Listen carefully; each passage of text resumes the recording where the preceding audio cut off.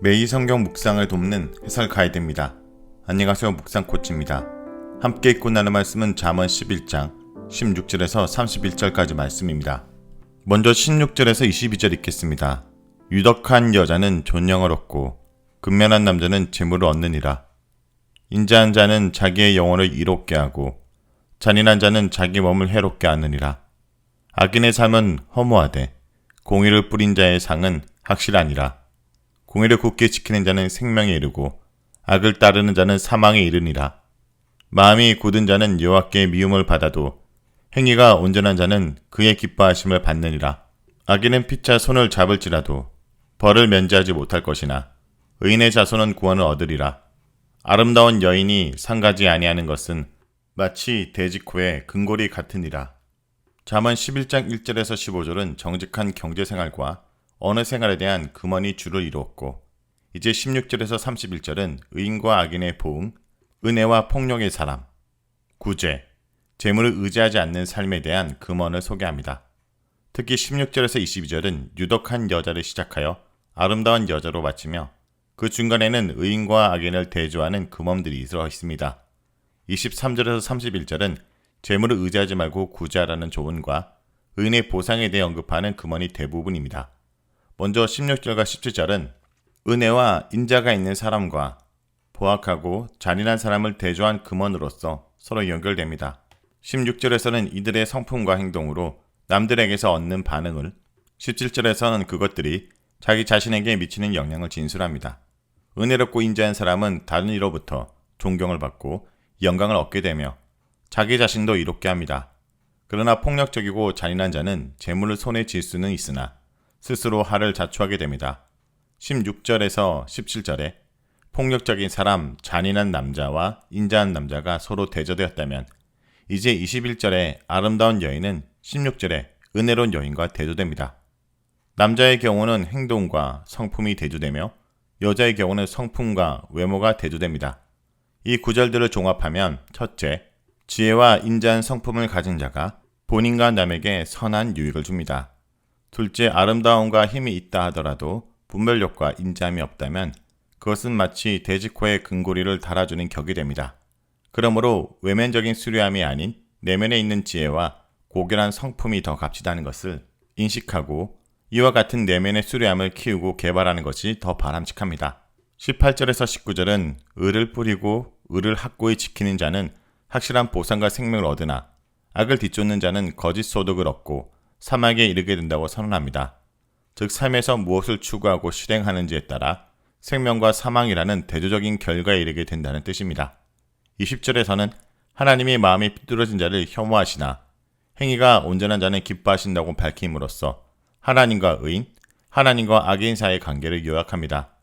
하나님의 혐오 대상과 기쁨의 대상을 언급하는 금언은 11장 1절, 12장 22절, 16장 8절에도 나오는데 모두 정직과 온전함이 하나님의 기쁨의 대상으로 소개되었습니다. 이런 성품은 바로 하나님을 대표하는 성품입니다.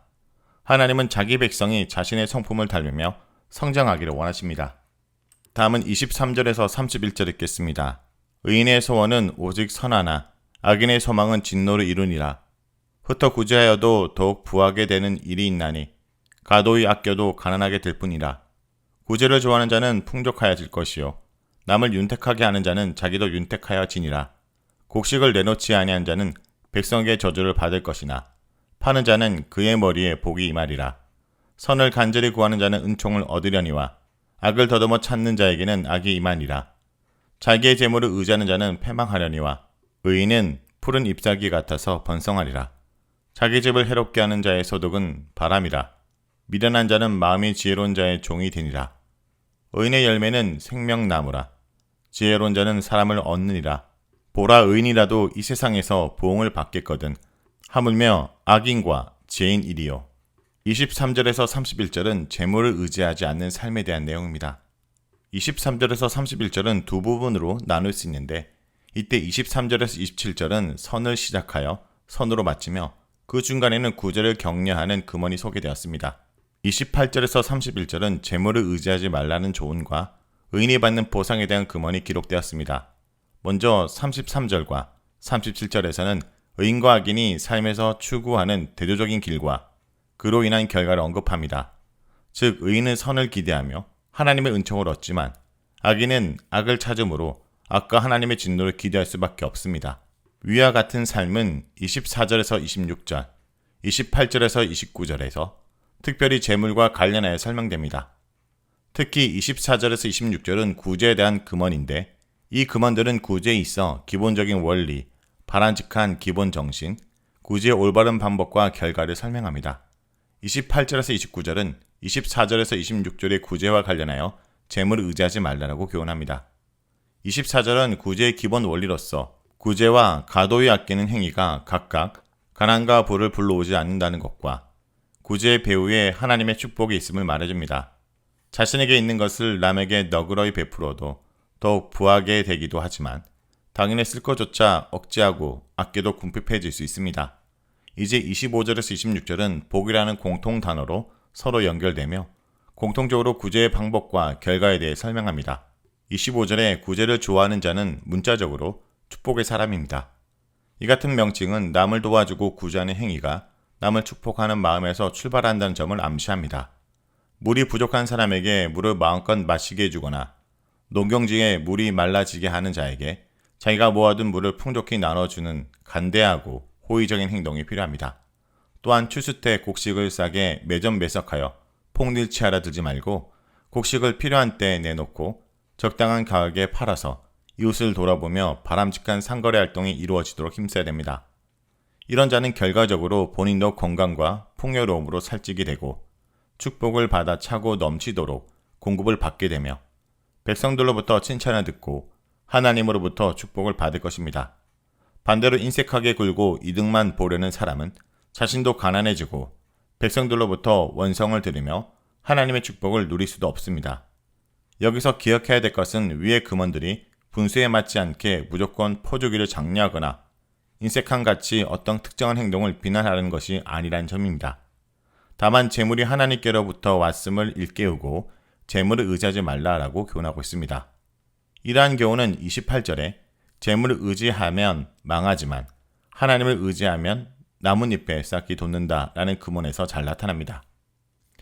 남을 구제할 때 나의 소유가 줄어든다는 생각은 이성적인 계산이지만 여기서는 근본적으로 나 자신이 내 소유의 주인이자 주관자라는 인식이 내포되어 있습니다. 그러나 내가 가진 소유는 모두 하나님으로부터 온 것이며 하나님이 내 물질의 주인이십니다. 그러므로 하나님이 내 재물을 주관하고 조정하실 수 있도록 맡겨드려야 됩니다. 그럴 때 하나님은 얼마든지 다른 방법으로 나를 축복하실 수 있습니다.